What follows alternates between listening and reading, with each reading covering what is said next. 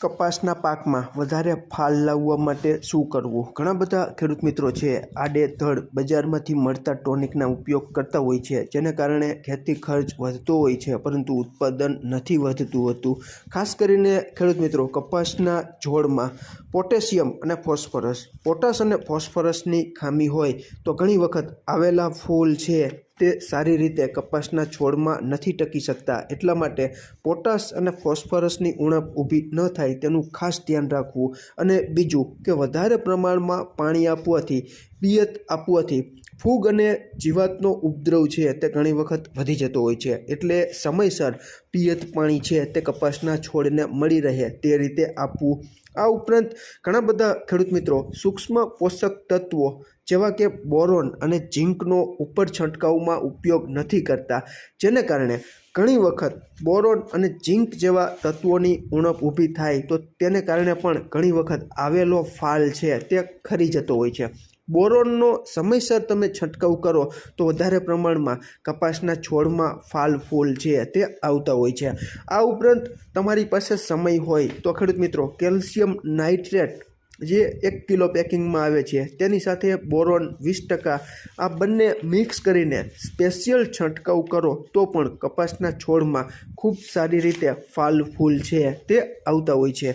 આ ઉપરાંત ઘણા બધા ખેડૂત મિત્રો છે તે વધારે પ્રમાણમાં પિયત છે તે આપી દેતા હોય છે. હવે ખેડૂત મિત્રો, કોઈ પણ છોડ હોય તેના મૂળ હોય સતત ભેજના સંપર્કમાં રહે તો તેના ઉપર ફૂગના આક્રમણો છે તે વધારે પ્રમાણમાં જોવા મળતા હોય છે. ખેડૂત મિત્રો, કપાસના છોડમાં ફૂલોને ખૂબ સારી રીતે ટકાવવા માટે કપાસના છોડના એક પણ પાન જીવાત કે ફૂગના ચેપથી પ્રભાવિત ન થાય તેનું ખાસ ધ્યાન રાખવું. જીવાતનો ઉપદ્રવ હોય તો સમયસર જીવાત નિયંત્રણના પગલાઓ ભરવા અને ફૂગના રોગો હોય તો ફૂગનાશક દવાઓના છંટકાવ કરવા. ટૂંકમાં ખાતર વ્યવસ્થાપન અને પાક સંરક્ષણના યોગ્ય પગલાં માવજતો કરીને કપાસના છોડમાં ફૂગનું કે જીવાતનું નુકસાન ન થાય તેનું ખાસ ધ્યાન રાખવું. તેની સીધી જ અસર ઘણી વખત કપાસના છોડમાં લાગેલા ફાલ ફૂલ ભમરી ઉપર અસર પડતી હોય છે. એટલે કપાસના છોડને આપણે પાક સંરક્ષણ અને ખાતર વ્યવસ્થાપન પૂરું પાડીને કપાસના છોડમાં આવેલો ફાલ ફૂલ છે તે ખરી ન જાય તેનું ખાસ ધ્યાન રાખવું. ઘણા બધા ખેડૂત મિત્રો ફાલ ફૂલ અવસ્થાએ 05234 જેવા ખાતરોના છંટકાવ કરે છે, જે ખૂબ સારામાં સારી રીતે કપાસના છોડમાં ફ્લાવરિંગ અવસ્થામાં ખૂબ સારું કામ ફાલફૂલ લાવવા માટે અને પોટાશ અને ફોસ્ફરસની ખામી દૂર કરવા માટે પણ 05234નો છંટકાવ જે ખેડૂત મિત્રો કરે છે તેમાંના મોટાભાગના ખેડૂત મિત્રોને ખૂબ સારામાં સારું ઉત્પાદન મળે છે.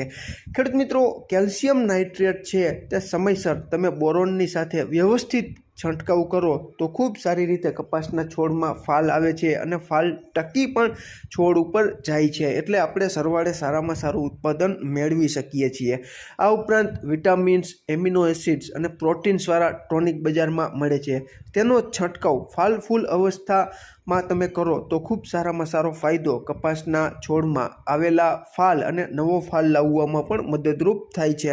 ટૂંકમાં ખાતરો, ફૂગનાશક દવાઓ, જંતુનાશક દવાઓનો સમન્વય કરીને ખૂબ સારી રીતે કપાસના છોડને મજબૂત, રોગ મુક્ત, જીવાત મુક્ત અને લીલોછમ રાખો તો ખૂબ સારામાં સારી રીતે કપાસના છોડમાં ફાલ ફૂલ છે તે આવતા હોય છે. ખેડૂત મિત્રો, આનાથી વિશેષ માવજત તમે જાણતા હો તો કોમેન્ટમાં ચોક્કસ જણાવજો, જેથી કરીને આપણા ખેડૂત મિત્રોને ખ્યાલ આવે. ખેડૂત મિત્રો, ઝીંક તત્વ એવું છે કે ઘણી વખત તેના કોઈ પણ ઉણપના લક્ષણો કે નિશાનીઓ કપાસના પાનમાં જોવા નથી મળતી, પરંતુ આડકતરી રીતે ઉત્પાદન ઝીંક તત્વની ખામી હોય તો ઘણું બધું ઘટાડી નાખે છે. એટલે ઝીંક અને બોરોન જેવા સૂક્ષ્મ પોષક તત્વોના છંટકાવ ફાલ ફૂલ અવસ્થાએ કરીએ તો ખૂબ સારામાં સારી રીતે આપણને ફ્લાવરિંગ પીરિયડ અને આવેલો ફાલ પણ ખૂબ સારી રીતે જળવાઈ રહે તેવા હેતુથી આપણે આવા સૂક્ષ્મ પોષક તત્વોને અવગણવા ન જોઈએ. તેની જરૂરિયાતને ધ્યાનમાં રાખીને તેનો વ્યવસ્થિત છંટકાવ છે તે કરીએ તો પણ ખૂબ સારામાં સારો ફાયદો થાય. ખેડૂત મિત્રો, આમાં ક્યાંય ભૂલ હોય અને તમારી પાસે નવી અપડેટ હોય તો ચોક્કસ તમે કોમેન્ટમાં જણાવી શકો છો. ખેડૂત મિત્રો, આ સંપૂર્ણ માહિતી મારા પોતાના પોતાના અનુભવ આધારિત હતી. અમારી આ જ માહિતી મુજબ તમારે ચાલવું કે ન ચાલવું તેનું કોઈ દબાણ નથી. તમને ઉપયોગી થતી હોય તો અમારી માહિતી પ્રમાણે તમે ચાલી શકો છો.